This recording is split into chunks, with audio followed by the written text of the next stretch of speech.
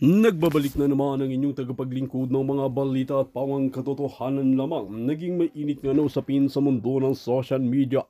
Talaga naman hindi nga nakapagpigil ang mga men in uniform, mga general at mga army na talagang nagbigay nga ng matining babala kay Kuting ng Norte at sa mga korap na mga opisyales na mga pulpolitiko na talagang susupilin nga nila ang mga korap na mga opisyales ayon nga sa kanilang naging pahayag na hindi nga sila titigil hanggat hindi nga nakukuha ang katarungan para sa ating kababayang mga Pinoy. Ayon nga sa mga general na ito ay wala kaming paki sa aming mga sarili. Ang importante ay ang kalagayan ng ating bansa. Lalong-lalo na ang ating mga kababayan na umaasa sa pagbabago sa bansa natin. Ngunit hindi nga ito nangyari dahil nga kay Kuting ng Norte na ito na kahit ano na ang pinaggagawa at wala na pala ito sa tamang pag-iisip dahil hindi niya na pinaglilingkuran ang taong bayan. Ito ang talagang nakakalungkot na katotohanan. Kaya naman maraming netizen ang nagbigay ng mga komento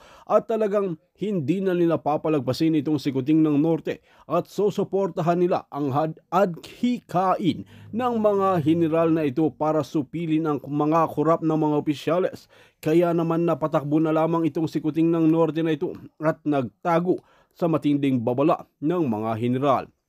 Well mga kaibigan, para nga sa karagdagang impormasyon, panoorin nga natin ang buong video at kung bago ka lamang sa aking channel, huwag kalimutan i-click ang subscribe button at notification bell para lagi kang updated sa ating mga bagong video.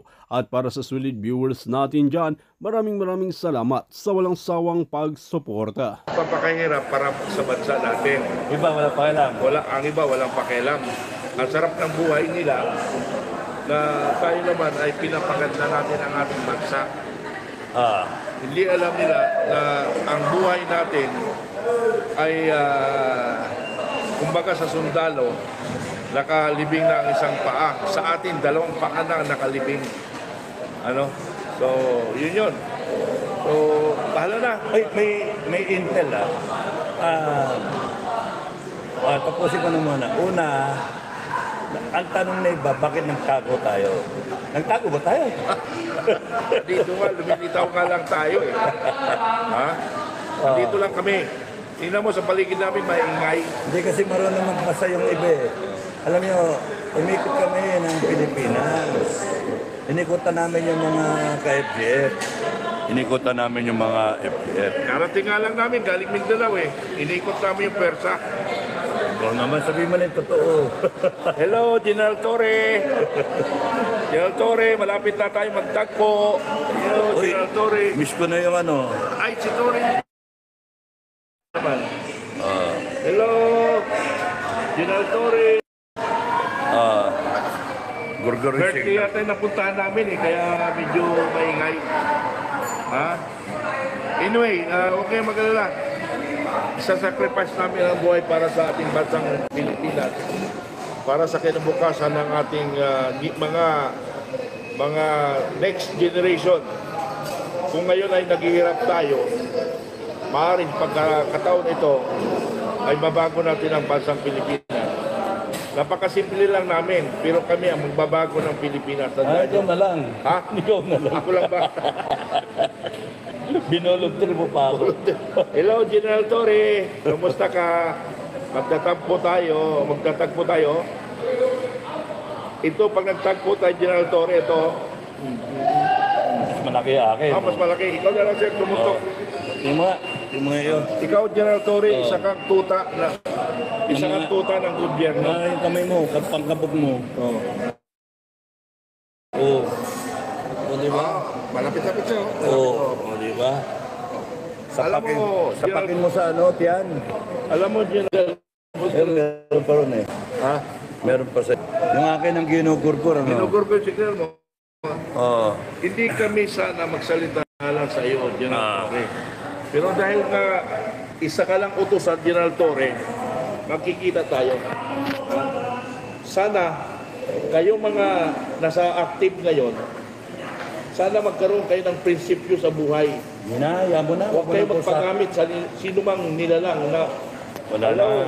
Huwag kang sumunod kay bangag na presidente. Huwag na, yamo na. Wala nang pag-asa yung mga ganyan. Ha? Wala nang pag-asa. Wala nang pag-asa yung mga bangag? Wala na, nakita niyo Mindanao.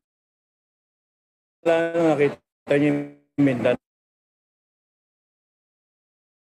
eh. Yung Mindanao yung pinuntahan. Kasi upakan na, maghiwalay na. Pinuntahan namin para pigilan. Pigilan. Yung pa yung inciting to sedition ha. Pigilan. Yung pa yung inciting to sedition ha. Pinipigilan mo na mahati. Pigilan mo na mahati ang Pilipinas. Mga gago talaga itong mga putragis. Alaban, nagagong Bayan, utang ina. walang mura. Bawal mura, magagalit simbahan. Magagalit na simbahan. Bawal ang simbahan na ano. Tinitignan ka na ng tao. Alam nyo, Mahuli ka na. mga nasa armed forces, Philippine National Police, pag ang Mindanao ay nahiwalay, kasalanan nyo sa taong bayan. Ha? Tandaan nyo, kasalanan nyo sa taong bayan pag kumalas ang Mindanao sa Luzon. Oh, pero let me assure you, Filipino people, last recourse yung paghiwalay ng Mindanao. Last recourse yun. Pagka nagkaroon ng civil war, plus ang Mindanao. Now, important itong sinasabi ko. I assure you na with a degree of confidence on our part, no, na hindi aabot doon, no, mga kababayan sa Mindanao, huwag kayong mag-alala, hindi aabot doon. Ang aabutin natin, malilipol natin lahat ng korap. Yon ang confident ako. Malilipol natin, huhulihin lahat ng tarantado, lahat ng korap, lilitisin, magkaroon tayo ng People's Court, People's Congress, and People's Audit. Yari silang lahat. Na FBF na sa Mindanao. No? Mindanao. Pero, at saka yung pinakamaraming so, Ganyan, mga kaibigan, ayaw namin na mahiwalay ang Mindanao sa pero kung gugustuhin nyo, mangyayari yun. Lancy. Inciting. Ay, delikado.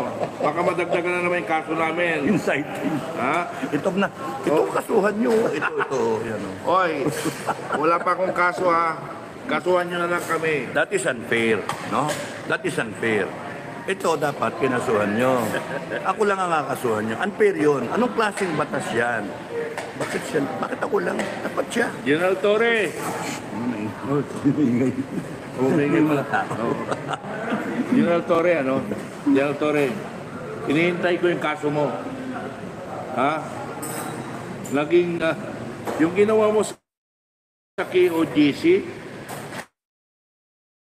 paglalapastangan ng karapatan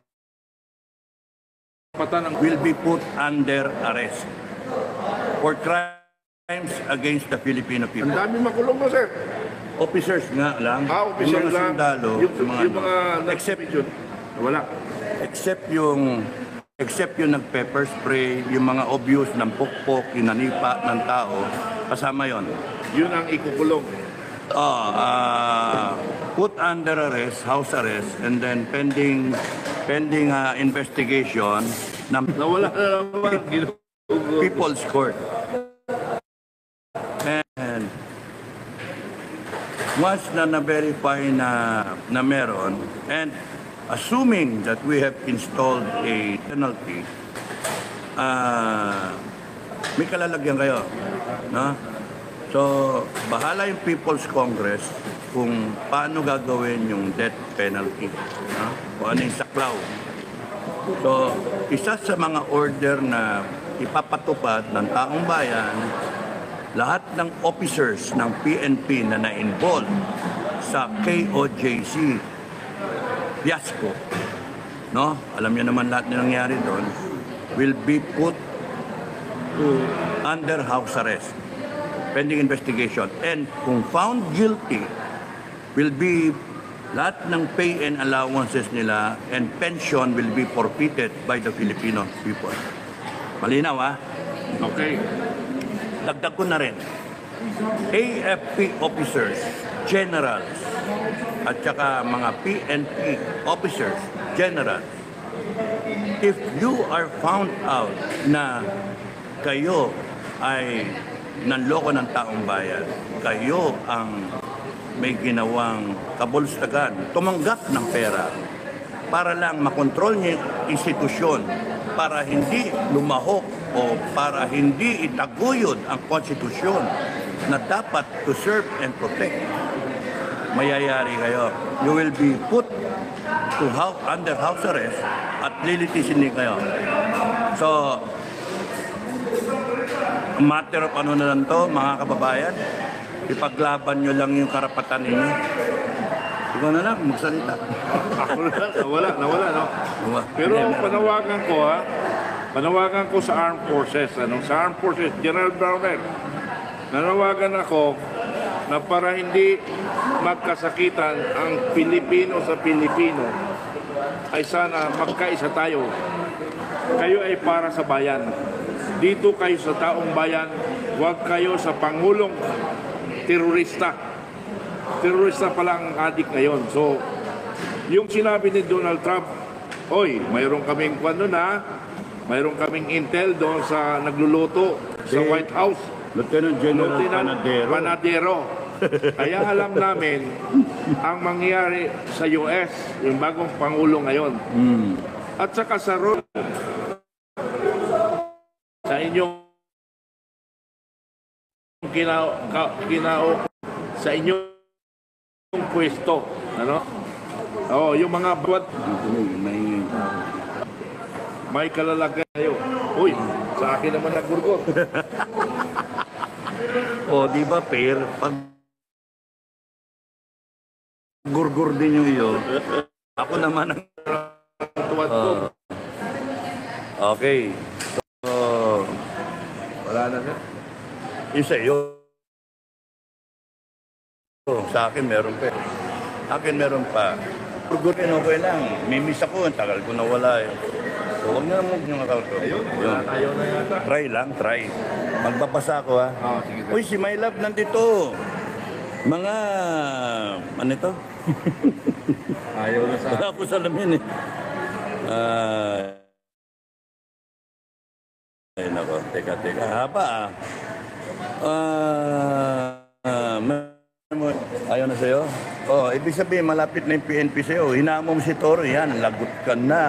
darating na yung mga pulis. Sabi, baon namin yung aso. Baon na. Okay, so, kasuhan nyo ng kasuhan kami, it will not amount to anything. Let me tell you, PNP, AFP, Filipino people, Philippine government. The issue here is not Commander Bukay or Captain Dado. Hindi kami issue dito. Mga kababayan, ang issue dito, yung ginawang abuso ng mga politiko, ng mga niluklok natin sa pwesto. Sila ang issue, sila nagnakaw eh. Si Bongbong ang droge.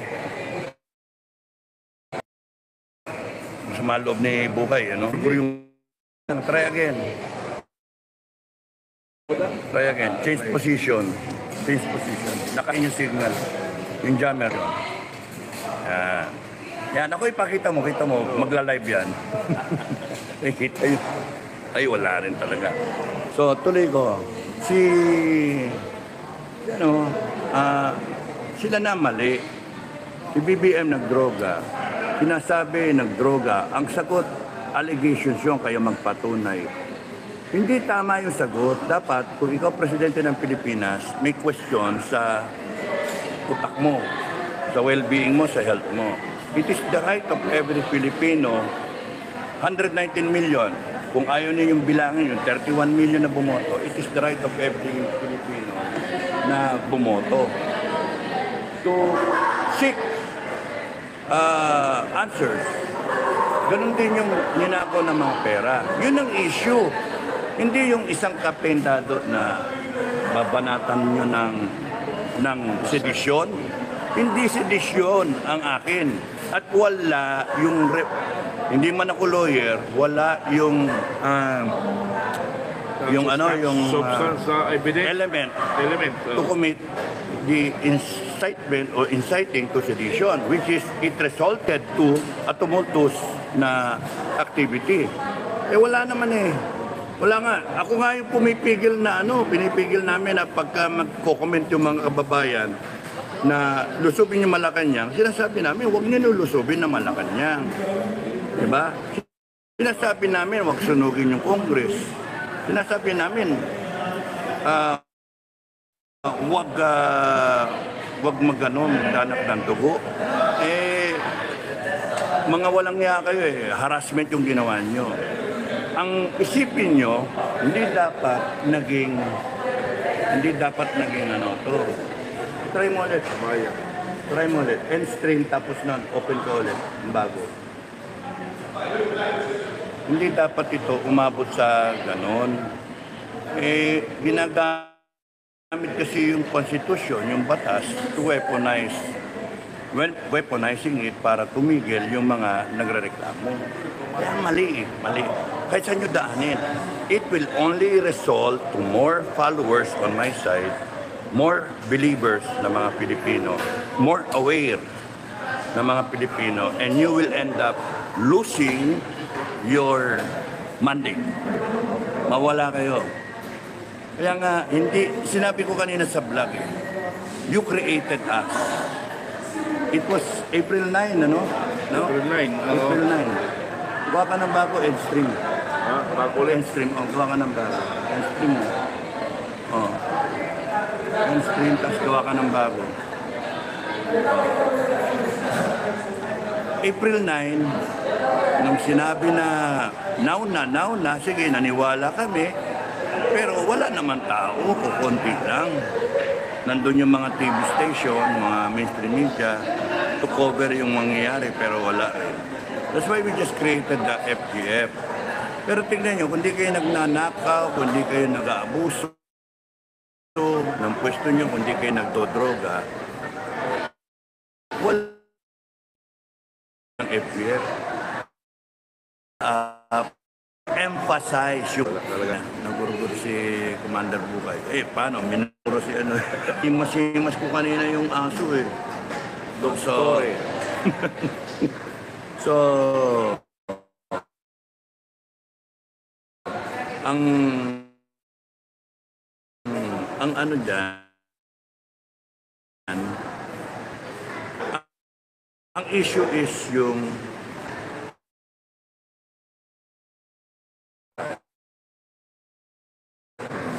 yan, live ulit. Protect the first family. Hulihin, under arrest, and then immediately the next day, subject a hair follicle drug test. Kailangan ko ang resulta niyan. Publicly done. So that the whole world will know kung yan drug addict o hindi. Karapatan ng Pilipinas malaman kay ikaw, simple kang mamamayan o mabigat kang mamamayan o ikaw active ka sa serbisyo sa gobyerno, AFP, PNP, government employee, or ikaw private sector, or kung retired kayo ng MUP kagaya namin, karapatan natin malaman kung ang presidente ng Pilipinas ay bangat. Kung hindi, sorry. Kung hindi, kasalanan mo. Matanggal ka, sipain ka dyan, dapat nagpa-drug test ka na. Kaya lumilitaw ngayon, naniniwala mga tao, maraming naniniwala na drug addict kasi ayaw mo. Nagkataon yung Amerika ngayon. Hello, Donald. Donald, President Trump, welcome. Ang nagkataon, ang presidente ng Donald ng US, ayaw sa bangag.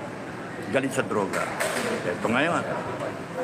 Bakit siya galit sa droga? Because yung droga talaga nakakasira ng moral fiber ng isang bansa, ng kinabukasan ng mga tao sa bansa. Kaya galit siya. So, yung balita na nagdadrag si BBM, pinadala na ni Commander Panadero. Alam na nila FGF nagbigay ng impormasyon doon. Si General Panadero, Lieutenant General Panadero, nagbigay na ng impormasyon na bangak si BBM.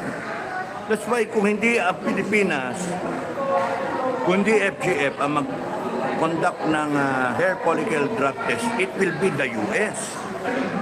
Mamili kayo kung saan nyo gusto, US o sa amin. Either way, we will know na positive ka.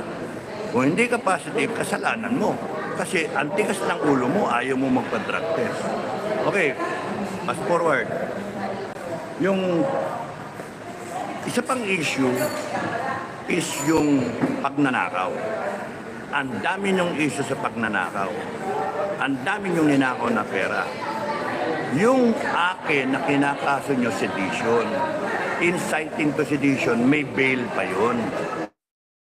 Yung inyong kaso, the moment na umikot ang gulong at nagkaroon ng death penalty, patay kayo, death penalty kayo. Either death penalty or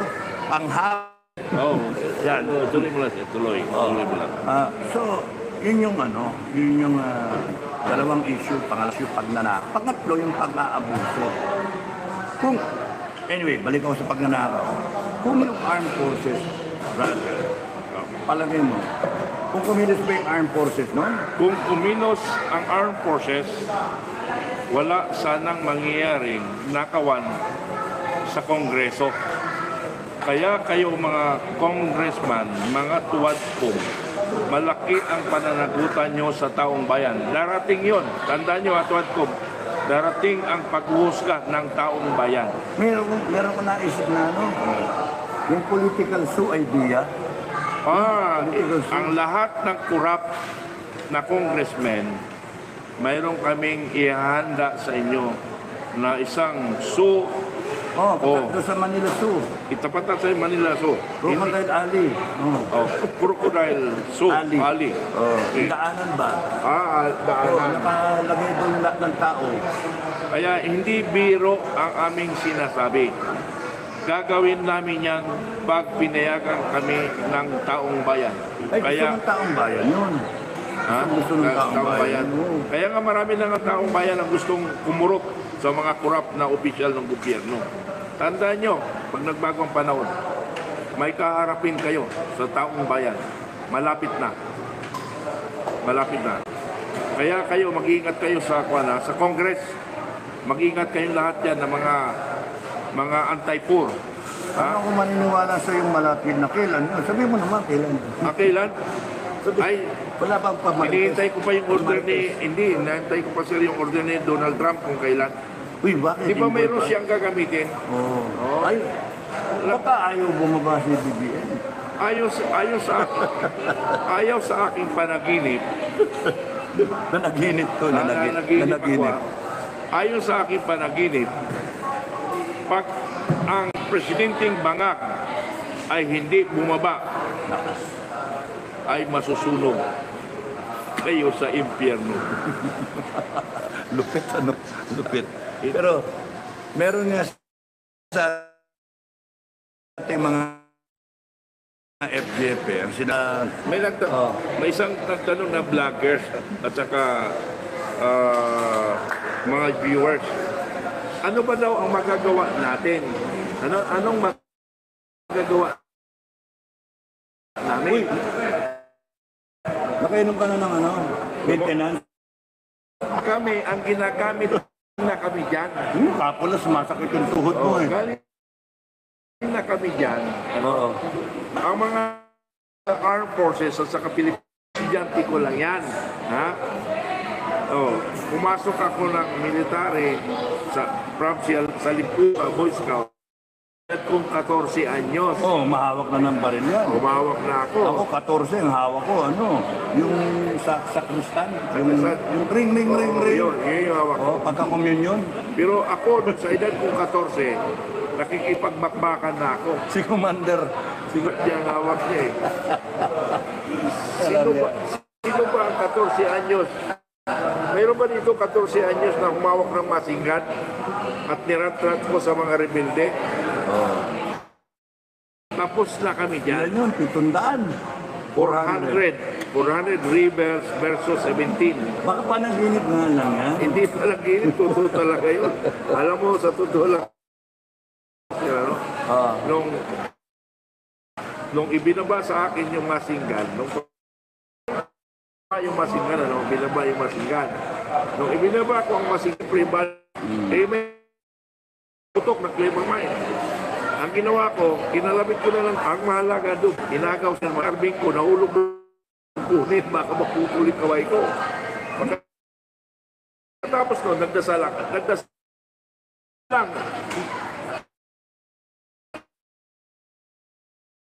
Kaya nga, itong bayan na inaapuay, huwag niyong aapihin ang tao. Huwag niyong taong bayan. Mako, ayun na. Hello, General Torre. General Torre, makikita rin tayo. Droga. Pangalawa, yung abuso. Yung nakaw. Yung pundibo.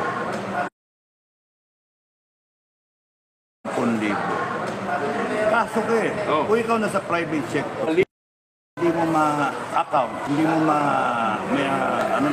Ma-i-clear. Yan itong mga tarantadon to. Yan sa Congress, billion of pesos ang ninanakaw niyo. Tapos, Tang-ina nyo. Hindi pa na-content.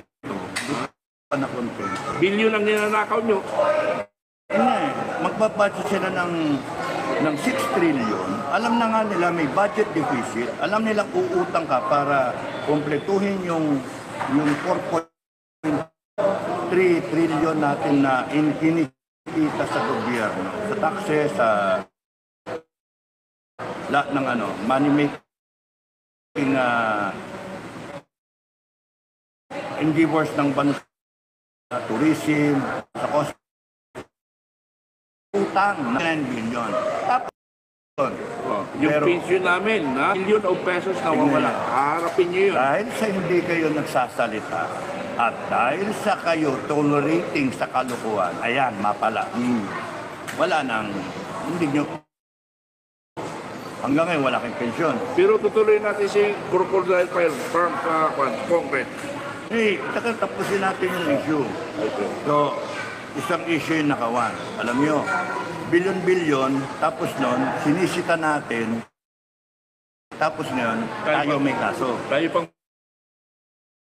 masama. Tayo masama. And then, nagbabayad sila ng troll, nagbabayad sila So, ibig sabihin, para siraan tayo. so, ibig sabihin sir, na wala na yung freedom of expression. Wala na yung freedom of expression. May freedom plunder. Yeah, freedom of plunder. Ano ba sir yung blunder? Ubusin mo yung pera ng gumagana, tanga na lang tayo. So, aasat sila, alam niyo yung style nila, nanakawin nila yung pera. Tapos nun, ipamimigay yung iba. Yung iba bulsa. Yung iba, ipamimigay, tuwan-tuwa yung kababayan natin ng ayuda pa ilan libo, 5,000, gano'n, 15, 10,000. Iba kinukupit. Ngayon yung mga kababayan natin, pumipila. Katangahan, talaga, katangahan. So that kung 120 million Filipinos, 119 million Filipinos, considering kunyari 5 per household. So you're talking about 30 million household. Kaya pagka 30 million household, bigyan mo ng tigli 5,000, that will amount to 15 billion siguro. No? I may be wrong, basta gano'n, you do the math. 30 million times 10,000 is 30 million, 30 billion, plus 300 billion. Sobra-sobra. Isang buwan lang yun na ayuda. Pero, natanga na yung natin, mga kababayan. Pagdating na eleksyon, iboboto na naman nila itong mga walang yang tong PI na mga politika na to. Kaya, good luck sa inyo. Isasara namin ang Congress. Kung umikot ang gulong.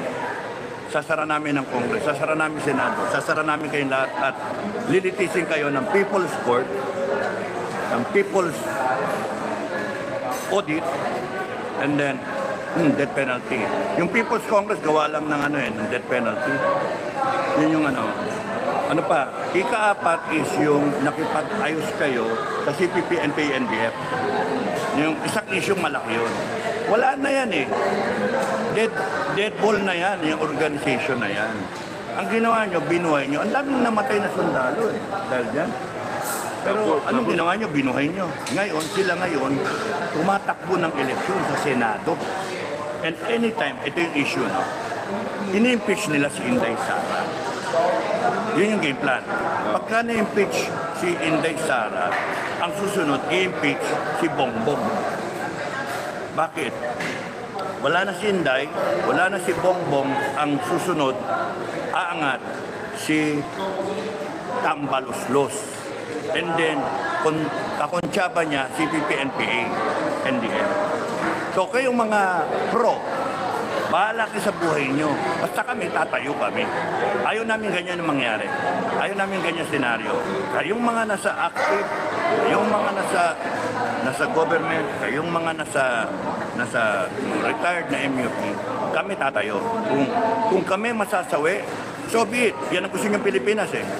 Ako, ayaw ko ng ganyang Pilipinas. Sabi ko nga sa inyo, ayaw namin umabot to ng Plan C, which is separation of Mindanao. You will have a Republic of Bangag and o naman. Ikaw mo salita.